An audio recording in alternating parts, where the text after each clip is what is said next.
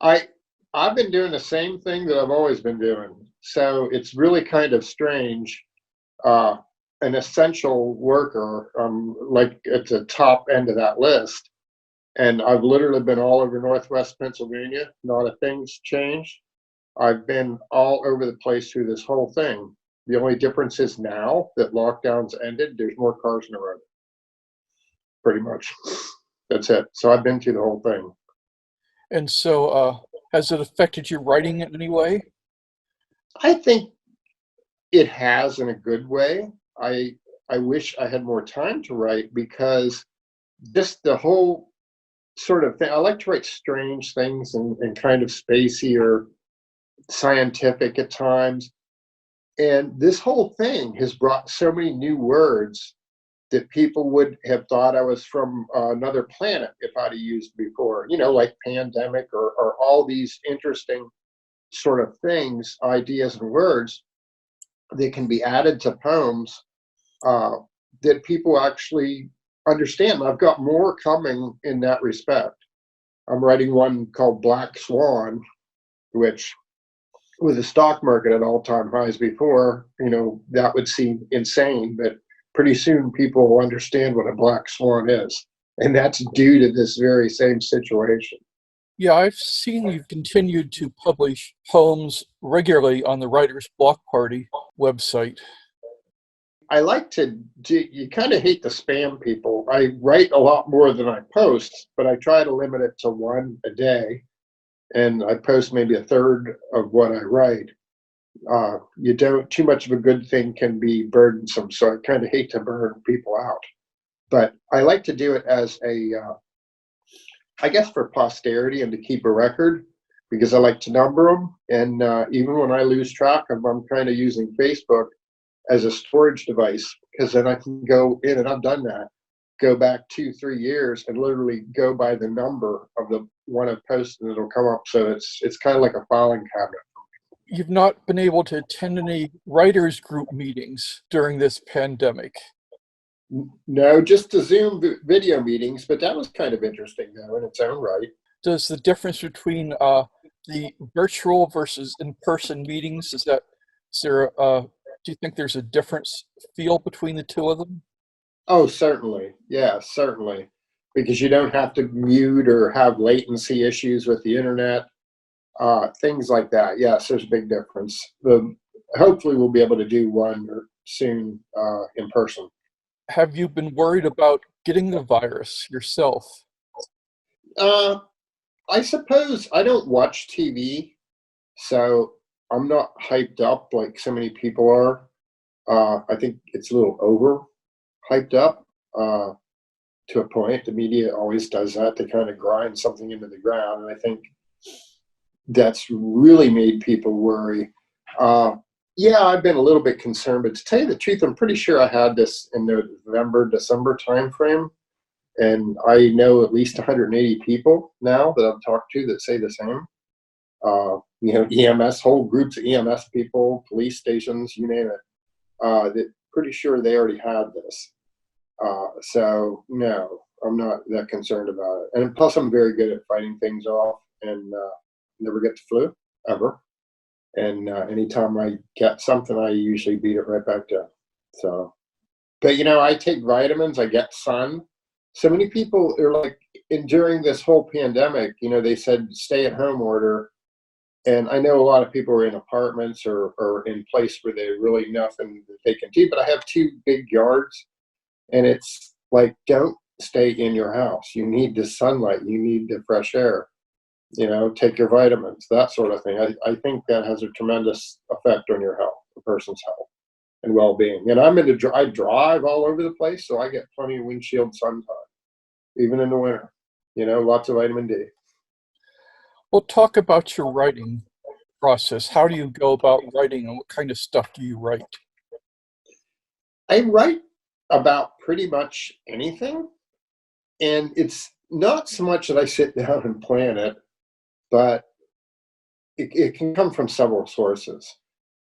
I can hear like watching an informational video like on YouTube and hear like people talking even about like Black Swan. I heard people talking about finances. I can hear a couple words, and then they just start assembling themselves for me.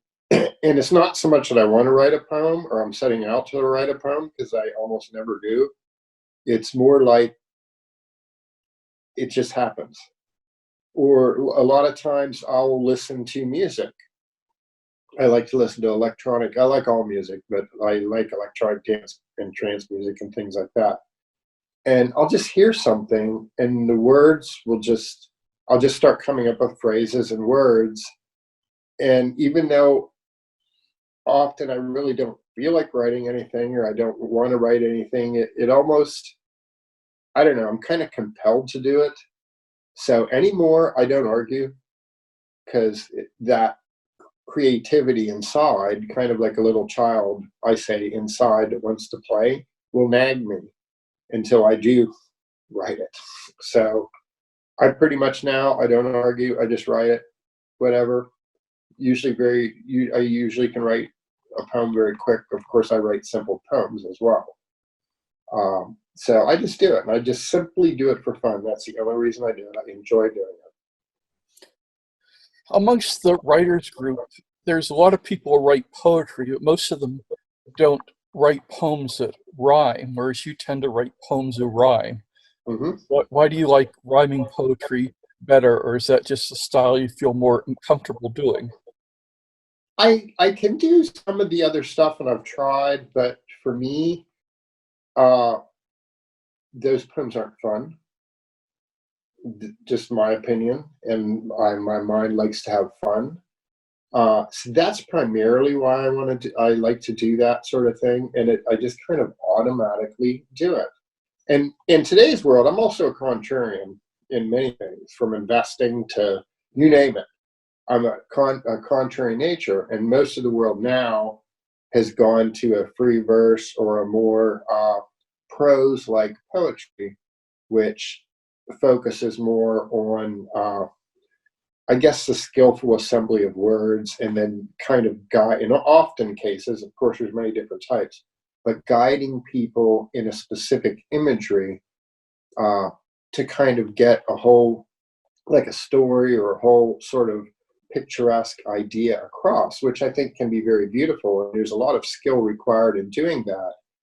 But that only speaks to certain people in certain situations and of a certain mindset. And everyone's different.